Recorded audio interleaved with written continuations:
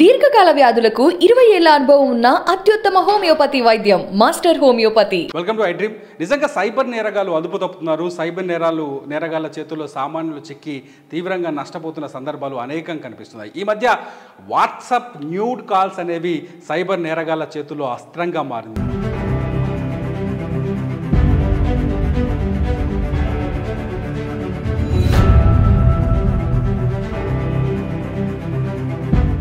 నిజంగా ఏం చేస్తారంటే వాట్సాప్ నెంబర్కి ఒక మెసేజ్ పెడతారు, హాయ్ బాగున్నావా అంటూ.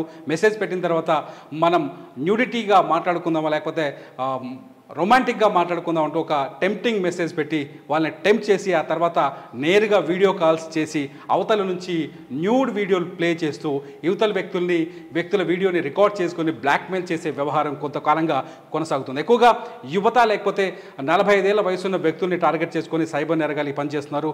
ఒక్కసారి వాళ్ళ చేతికి చిక్కితే మన వీడియో లేకపోతే యువతల వ్యక్తులను కూడా బట్టలు విప్పే విధంగా టెంప్ట్ చేస్తారు. ఒకవేళ వాళ్ళ మాటలకు లొంగిపోయి ఎవరైనా వాళ్ళ చేతికి చిక్కితే వాళ్ళని నిలువున దోచుకుంటారు. కాకపోతే ఇవాళ ఈ విషయం చెప్పడానికి ఇంకో ఇన్సిడెంట్ ఉంది. కేంద్ర ఆహార మంత్రి ప్రహ్లాద్ సింగ్ పటేల్కు కూడా సేమ్ ఇదే అనుభవం ఎదురైంది. ప్రహ్లాద్ సింగ్ పటేల్ మొబైల్కి కొందరు వ్యక్తులు న్యూడ్ వీడియో కాల్ చేసి అతన్ని బ్లాక్మెయిల్ చేయడానికి ట్రై చేశారు. వీడియో కాల్ చూసిన వెంటనే అలర్ట్ అయిన మంత్రి తన పిఏకి చెప్పి పోలీసులకు సమాచారం అందించారు. వీళ్ళంతా రాజస్థాన్లోని భరత్పూర్ ఏరియాకి చెందిన వ్యక్తులని గుర్తించారు పోలీసులు.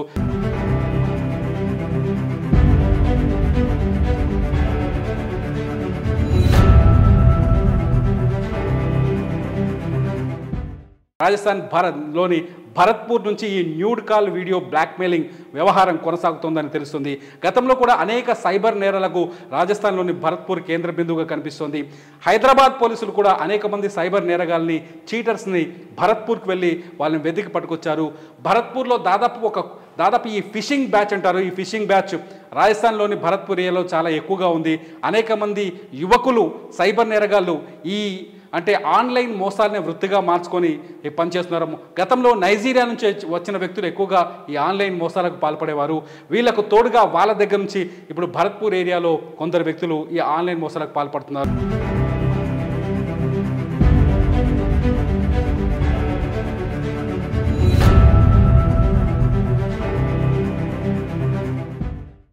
క్రెడిట్ కార్డులతో పాటు బ్యాంక్ అకౌంట్లను కూడా గుల్ల చేస్తున్నారు.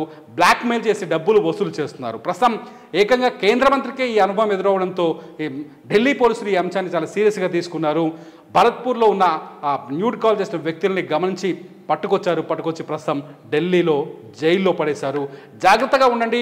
ఈ వాట్సాప్లో వచ్చే ఫేక్ ఫోన్ కాల్స్ లేకపోతే ఆన్లైన్ న్యూడ్ వీడియో చూపిస్తామని ఫోన్ కాల్స్ పట్ల జాగ్రత్తగా ఉండండి. లేదంటే మీ పరువుతో పాటు డబ్బుతో పాటు పరువు కూడా పూర్తిగా కోల్పోవాల్సిన ప్రమాదం ఉంటుంది.